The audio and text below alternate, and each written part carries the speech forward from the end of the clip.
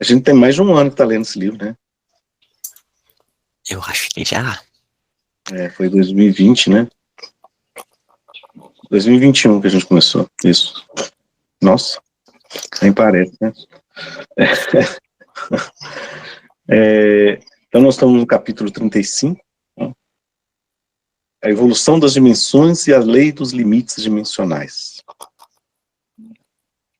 Minha tarefa agora é ampliar esses princípios, que já dominais em todos os campos, e aprofundar-lhes o significado. Uma primeira ampliação do conceito de relatividade é dada pela lei da relatividade que abarca todos os fenômenos, com tanta força que impressiona a vossa percepção e todas as vossas concepções. Não percebeis nem concebeis sua essência, mas as mudanças das coisas. A base é o contraste, condição indispensável.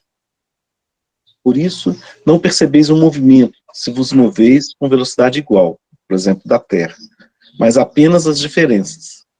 Não reparais absolutamente que correis com tudo que vos circunda na superfície da Terra, com uma velocidade de quase meio quilômetro por segundo, que equivale a cerca de 1.800 quilômetros por hora. Essa conta aí se você dividir o perímetro da Terra, né, que é 40 mil quilômetros, você dividir por 24 horas, aí você tem quantos quilômetros por hora a gente está girando em torno do centro da Terra. É isso aí. Né? A gente acha que está parado e estamos rodando igual peão. Assim, duas forças constantes não existem. A êxtase e o equilíbrio não são percebidos por vós, mas somente a mudança. Nessa lei de relatividade é que se encontra a vossa fase de consciência. Aí está a razão pela qual vossa ciência é exclusivamente, como eu vos disse, uma ciência de relações, de natureza totalmente diferente da minha, que provinda de um plano superior, é ciência de substância. Normalmente as leis da natureza, a gente sempre fala, cria modelos de comportamento das relações mesmo, de como que as coisas do mundo se relacionam entre si.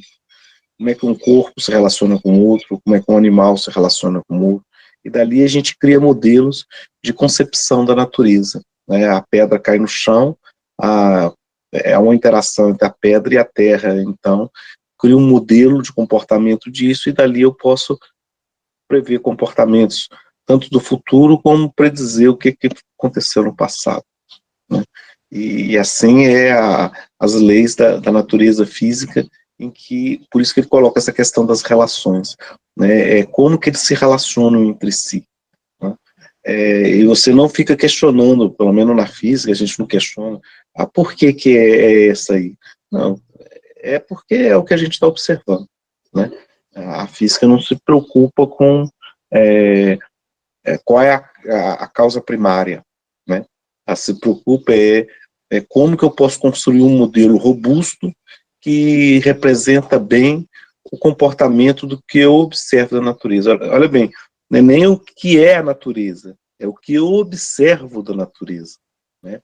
As leis da física hoje que a gente usa são os modelos de como que a gente observa a natureza. Se a partir de amanhã a gente começar a observar coisas que antes a gente não observava, a gente tem que mudar o nosso modelo. E assim aconteceu, por exemplo, quando a gente começou a observar as ondas eletromagnéticas no final do século XIX. Antes elas existiam, mas a gente, como não observava, não existia nada que pudesse modelá-lo. A partir do momento que você criou um modelo de como que as ondas eletromagnéticas se comportam, aí você começou a criar dispositivos, mecanismos, né? Aí apareceu o telefone, o rádio, a televisão, toda essa parafernália eletroeletrônica que existe hoje. A mesma coisa o computador, né? Só depois que você criou um modelo de concepção da natureza íntima da matéria, se a natureza é daquele jeito, essa não é a preocupação da física. A preocupação da física é criar um modelo que representa bem o que eu observo. O que eu observo, não o que ela é, mas o que eu observo. E o que a sua voz está falando aqui é que ele propõe uma ciência diferente dessa ciência em que a gente observa as relações. Ele quer ir na essência da substância. Essa foi pelo menos o que eu entendi nessa fala dele aqui. É mais ou menos uma descrição, sei lá, autoexplicativa, né, do que você entende daquilo. Uhum.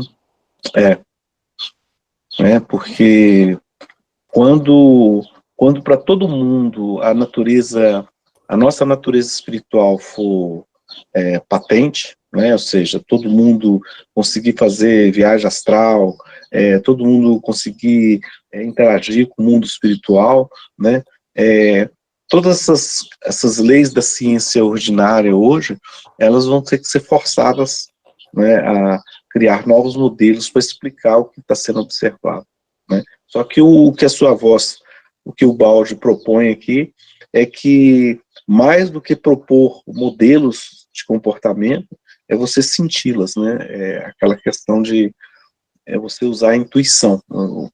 Só a razão não vai ser capaz da gente entender com profundidade, né. E eu queria também só fazer uma reflexão nessa a ciência de substância, que ele vai ficar mais claro na frente. Ele está falando esse capítulo de evolução de dimensões. Então a gente estava na dimensão da matéria, ali na terceira dimensão matéria, que ele chama de gama, e aí agora a gente vai começar a estudar a beta, que é a primeira dimensão temporal. E aí a gente vai ver que a segunda dimensão temporal vai ter a ver com a consciência, vai ter a ver com a informação, com analisar em planos, que é o aspecto da racionalidade. Ela vai tentando colocar vários planos para tentar entender a realidade. Vai analisar uma planta, aí a gente pega a folha, amassa, macera, coloca a pessoa ingere, vê o que acontece, e aí a partir daí vai criando esses modelos que o Paulo Brito estava falando. E aí ele vai chegar num ponto que vai ter a terceira dimensão temporal, que é um processo por volume, é um processo intuitivo, aonde é uma percepção que está além, a gente ainda não consegue compreender toda a profundidade, mas é como se conseguisse entrar por exemplo, da árvore, entrar na essência da própria árvore, e ali tirar, ele já sabe, como se fosse o princípio espiritual, o princípio que está regendo toda aquela dinâmica da árvore, e aí dali obtém as informações, não vai pelas relações que estão acontecendo na planta, da seiva que sobe, a transpiração, é como se ele já tivesse uma noção de conjunto, baseado ali naquele princípio que está numa dimensão superior e que a ciência ainda não consegue chegar. Então, é uma reflexão ainda sobre esse aspecto que ele vai colocando como algo que a humanidade agora já está chegando madura para começar a pincelar essa nova característica de pesquisa por volume, né, pela intuição consciente mesmo, onde ele vai entrar em sintonia com a própria essência e a partir dali ele vai tirar outras informações. Legal. Então, eu posso dizer que o conceito em si da relatividade está justamente calcado nesse movimento, né, podemos dizer, de evolução, né? A cada patamar que eu subo, eu percebo que o que eu sabia antes era relativo, porque tem muito mais além daquilo, que não só complementa, mas como expande muito o que se sabia anteriormente. Quando você fala relatividade, você está falando... não é uma relatividade bem a nosso nível assim, de compreensão. Isso é relativo, sim. Não é tão importante assim. Isso, Uhum. Isso aí.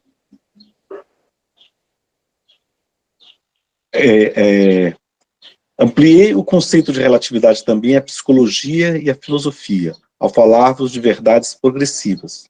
Assim como o conceito evolucionista que Darwin só viu nas espécies orgânicas, também o conceito de relatividade que Einstein limitou a alguns momentos matemáticos, tem que ser completado com a teoria de relatividade universal, que se estende a todo o universo. Isso representa uma conquista filosófica e científica, uma concepção mais profunda, uma compreensão mais ampla, uma harmonia e beleza superiores. Outra ampliação do conceito de relatividade pode ser feita em profundidade, aquela que vos levará a conceitos novos, não mais apenas o da relatividade das unidades de medida de vosso universo, mas aquele muito maior e profundo, o da evolução de suas dimensões. Aqui vem o que o Ismael colocou, né? A relatividade de Einstein, ele fala sobre como é que a concepção, não só a concepção do espaço é relativo, como do próprio tempo. Né? O tempo corre diferente dependendo do observador. Né? Ele deixa de ser absoluto. E isso chocou muito os físicos na época. Né? Porque e se a gente parar para pensar, isso foge do nosso senso comum. Né? O tempo correr diferente, mas o tempo não, aparentemente para nós aqui vivemos nesse nosso mundo aqui de matéria, né, Ismael, como se diz, o tempo parece ser absoluto, ele corre igual para todo mundo, e não corre igual, vai depender do observador, não assim do ponto de vista físico, né, vamos esquecer a parte espiritual, do ponto de vista físico, vai depender do estado de movimento de quem está observando. Né? Quanto mais rápido, mais o tempo corre devagar, quanto maior a força gravitacional, mais o tempo corre devagar, né? E assim por diante. Só que aqui sua voz ela fala sobre, nós vamos para uma relatividade maior ainda, né? No campo das percepções, né, da evolução das dimensões. Né? É isso que o Ismael colocou, você ter o tempo deixar de ser linear, passar a ser superficial, né? O tempo deixa de correr linearmente, porque com a minha percepção eu consigo visitar o futuro, consigo visitar o passado usando a minha consciência. Eu consigo rememorar coisas que aconteceram no passado, consigo visualizar coisas que vão no futuro. Isso quer dizer que eu estou, através da minha percepção mental, eu consigo viajar no tempo. Né? Eu consigo sair da linearidade do tempo, que sempre vai do passado para o futuro. Eu consigo visitar o meu passado, consigo perceber o futuro. Só que sua voz está falando que existe uma terceira dimensão temporal, que a gente nem imagina o que seja. Não dá para saber o que é que vai acontecer. Qual vai ser a consequência disso. Deixa eu só fazer uma pergunta. Nesse caso, estaria aí o conceito de realidades paralelas, no sentido de que a questão de tempo, passado, futuro, é como se tudo tivesse acontecendo num espaço de tempo, no agora? Não sei, assim, é uma pergunta, ou não? Porque esse conceito de agora para a gente é uma coisa muito linear, né? Passado, agora, presente, futuro. Então tem uma coisa linear. Quando você faz uma questão em que eu consigo, através da minha consciência, da minha memória, tudo, visitar o passado, visitar o futuro, né? Sem mudar os fatos, mas o que é mais importante que os fatos que aconteceram no passado, pelo menos para minha consciência, não é o fato em si, mas a consequência que ela tem para mim hoje, né? Então, isso você não muda o fato em si, mas o que é mais importante para mim aqui agora é qual é a consequência que isso tem para mim, né? Isso é como se você tivesse, de certa forma, entre aspas, mudando o seu passado, né? Porque a consequência que ela tem para hoje você consegue modificar. Isso é uma tentativa minha, tá? Talvez não é o que a sua voz está querendo dizer Talvez não é o que o Ismael consiga interpretar, né? Mas é uma percepção que eu vejo, como é que a gente consegue sair dessa amarra do tempo linear. Aí, quando vislumbra a possibilidade de ter uma terceira dimensão temporal,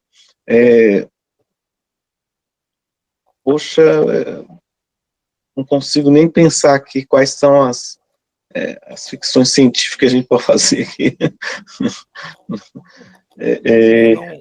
Essa questão das realidades paralelas é difícil, né? Difícil até da gente pensar nela, sabe? Mas é uma possibilidade, né? Partindo quase para uma viagem total na maionese, todo mundo já falou, já ouviu alguém falar, nossa, como esse ano está passando mais rápido, né? E isso se torna uma coisa mais comum, né? Todo mundo dizendo, não, como está passando cada vez mais rápido. Será que essa sensação que o tempo passe mais rápido, mas que ninguém deixa de fazer tudo o que tem que fazer, quer dizer, então o tempo, teoricamente, é o mesmo, né? Porque ninguém deixa de fazer por falta de tempo nada. Não é já um início desse processo de mudança, talvez o patamar de conhecimento do tempo em si, até que a gente vá para uma outra dimensão temporal e perceba que o tempo não só não corre como a gente imaginava, como ele não é, digamos assim, nada relacionado com a nossa capacidade de compreensão dele até agora.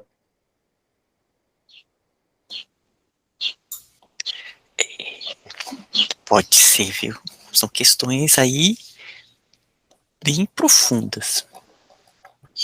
Eu também não saberia dizer, mas pode ser, pode ser. E eu vou colocar também a minha percepção dessa questão do agora, que eu fico refletindo com relação, por exemplo, aqui o assunto da sua voz, né, supondo que de fato o universo ele tem essa estrutura, né, que isso aqui estão vendo como uma hipótese, né, ele está trazendo essa percepção. Então o que acontece? Existem as 3 dimensões espaciais e as 3 dimensões temporais, e aí depois dessa terceira dimensão temporal que a gente nem imagina, vai ter uma transição de fase completamente além de nossas concepções, além do que é o nosso tempo. É algo que transcende qualquer palavra, o que seria essa trindade temporal, né? Passou da terceira, não é mais o espaço, não é mais o tempo, é o além. Ali é uma forma de organização mais evoluída e que nós não será esse tempo tal como conhecemos, talvez, né, do que nós chamamos de passado, presente e futuro, e é uma outra forma de organização com novos princípios, e eu imagino que deve ter um transformismo universal, porque os processos eles vão evoluindo, né, mas eu não consigo ainda conceber. Então, às vezes eu vejo esse agora, que existem seres que estão além dessa trindade temporal, dessas 3 dimensões temporais.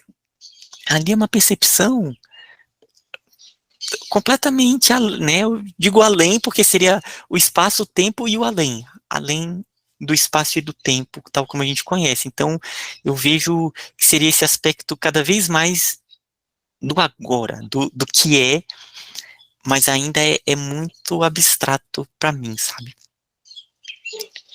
Não sei se o Leonardo tem alguma percepção também sobre, né, que ele gosta de refletir também sobre esses conceitos. Eu acho que a melhor maneira da gente...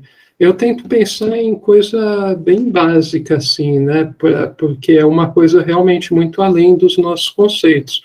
Mas, por exemplo, na questão de tempo, eu vejo da seguinte maneira: a gente está caminhando no presente, tem o futuro e tem o passado.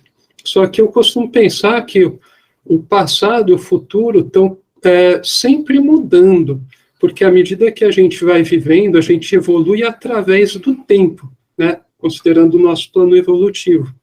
Então, a gente sempre vai tendo uma visão mais profundo, né, mais fiel do passado, né, ou menos, né, mas acho que, no geral, com a evolução a gente vai reconstruindo como o passado foi de fato, e também sabendo se projetar, né, no futuro de uma forma mais, assim, fazer previsões, assim, mais certeiras, assim, mais acertadas, pelo menos em essência, né, não realmente no que vai acontecer. Então, nesse sentido, eu acho que, assim, passado, presente e futuro, eles estão mudando, né? A gente percebe que eles realmente são relativos, né? Considerando essa linha do tempo, considerando a nossa evolução. Mas, assim, aí partindo, eu acho que eu tento partir muito desses entendimentos baseado no que eu sinto, né? E caso com o que eu vejo, o que eu sei, né? E acho que isso seria uma primeira maneira da gente começar a tentar, né? Entender o que seria essa intuição, essa visão, tudo é simultâneo, né? Você vê o todo. Mas realmente, eu acho que com a nossa, como a gente está na forma de pensamento racional analítica, né? A gente pensa, a gente não consegue imaginar o que seja você ter esse pensamento intuitivo sintético, né? Ver, captar tudo diretamente, transcrever. Mas acho que dá para a gente, com a nossa pobre, né, razão, a gente começar a combinar ela, né, um pouco com a moral, né, por isso que o bate muito, né, na tecla, para tentar chegar em alguma ideia mais ampla disso, né. E é uma coisa que eu acho, a primeira maneira de abordar é pelo que o Bauer chama o superconsciente, ou pelo consciente trabalhando. Uma hora vai ficar tão natural, né, a gente pensar nisso, a gente vai começar a perceber isso, e depois a gente vai começar, de certa forma, a sentir isso na vida. Eu acho que é aquele movimento que ele fala, captar o superconcebível, daí trabalhando consciente, isso questão de décadas e vidas, né, até sedimentar no subconsciente, até a última átomo, né, do seu organismo. Eu acho que isso é o que ele quer dizer também com evolução biológica, né, que acaba confundindo muita gente, né. Enfim, é mais ou menos essa ideia que eu tenho.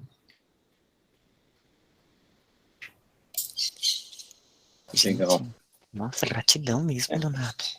É engraçado como isso é um conceito, né, de tudo isso que a gente discute aqui, ainda tão longe, né, da humanidade em sua imensa maioria, né? Eu estava ouvindo vocês falando, estava me lembrando.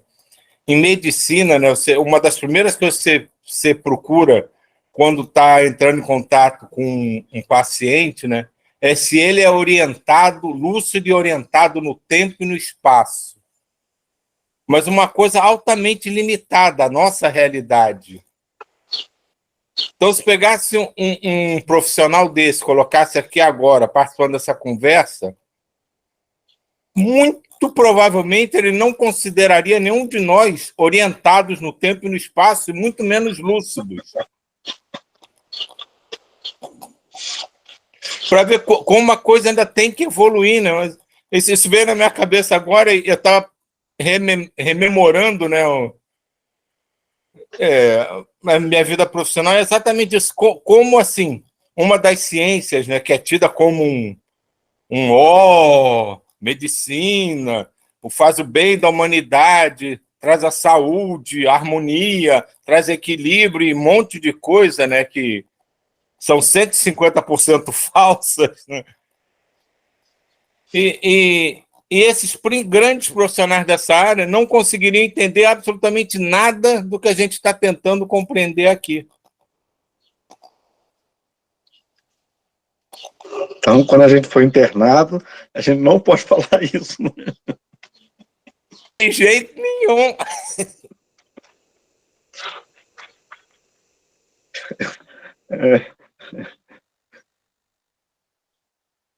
Eu vou ler só mais esse parágrafo aqui, tá? Se me perguntais onde termina o espaço, eu vos respondo, em um ponto em que o onde se torna quando. Ou seja, em que a dimensão espaço própria de gama transforma-se na dimensão tempo própria de beta. Quando a matéria é quimicamente envelhecida, resfriada, solidificada, atinge a periferia do vórtice sideral, desagrega-se pela radioatividade, transmudando-se em energia. Então a substância perde sua dimensão espacial e volta ao centro como corrente dinâmica e com dimensão temporal. Na periferia, a matéria não é mais matéria, mas energia. Como a substância mudou de forma, deslocando seu ser de uma fase a outra. Assim muda sua dimensão, que não é mais espaço, mas tempo. Expliquemos esse conceito de dimensão e sua evolução. Rapaz, ele conseguiu dar um nó na minha cabeça aqui agora, né? Deixa eu então só colocar aqui a percepção, Paulo Brito, porque aqui é uma hipótese, a gente não tem essa... Sim. Vamos pegar aqui como ele coloca o átomo mesmo, que ele foi trabalhando, que o átomo, ele cada vez mais, ele vai ficando mais denso, né, quando ele coloca aqui, que ela fica cada vez mais envelhecida, resfriada, solidificada. Vamos pegar ali, começa a chegar nos átomos mais pesados, mais densos, o urânio. Naquela estrutura, naquele vórtice daquele átomo, os elétrons, eles estão cada vez mais na periferia, eles foram, tá cada vez mais denso. Tem uma hora que a estrutura, ela não suporta mais. Aí o que acontece? Começa a ter uma transição de fase, ele começa a se desintegrar em radioatividade. Começa a ter aí a transição para a fase beta, né, que ele chama aqui, que é essa de energia. Na ciência, a gente vê essa desagregação acontecendo para todos os lados, começa a sair radioatividade. Começa a sair, né, Paulo Brito sabe, aí, né, os raios gama, partículas alfa, partículas beta, enfim, ela começa a se desintegrar, mas a desintegração que ele coloca aqui é com raios gama. O que ele coloca é que no átomo também tem um retorno nesse beta, como se fosse um vórtice que ele vai e vai retornando como uma energia que vai voltando. E a gente sabe que radioatividade acontece até em átomos, mas, né, até, por exemplo, o hidrogênio, se colocar ali com nêutron, ele, né, formando o deutério, o trítio, ele já começa a se tornar radioativo. Então, é como se houvesse um vórtice, eu vou dar um nome aqui, mas que se chama uma estrutura toroidal, que ele sai e volta, como se fosse uma rosquinha. Mas isso ainda é uma hipótese. E aí ele coloca também para o aspecto sideral, como se, na medida que vai se afastando, ele vai envelhecendo, vão tendo retornos, como energia lá para o centro. Isso ainda seria novo, né, para as concepções. Quando você fala para o átomo, coatonamente, claro, né? É assim que é a nossa concepção. Mas quando ele fala da galáxia inteira, né, ou seja, querendo transpor o comportamento atômico para o comportamento galáctico desse jeito, por isso que eu falei que deu um nó na minha cabeça aqui. Né, entendo no átomo, mas na galáxia como um todo, para mim isso acontece em qualquer ponto da galáxia. Acontece aqui na Terra, acontece talvez em objetos próximos do centro da galáxia, como na periferia. Porque são dimensões diferentes. Né? Não é dimensão espacial, não tem a ver com espaço. Né? Não é porque está distante espacialmente quer dizer que começa o tempo. Porque é outra dimensão, não tem nada a ver com espaço. Mas ok, na semana que vem a gente continua essa ideia aí.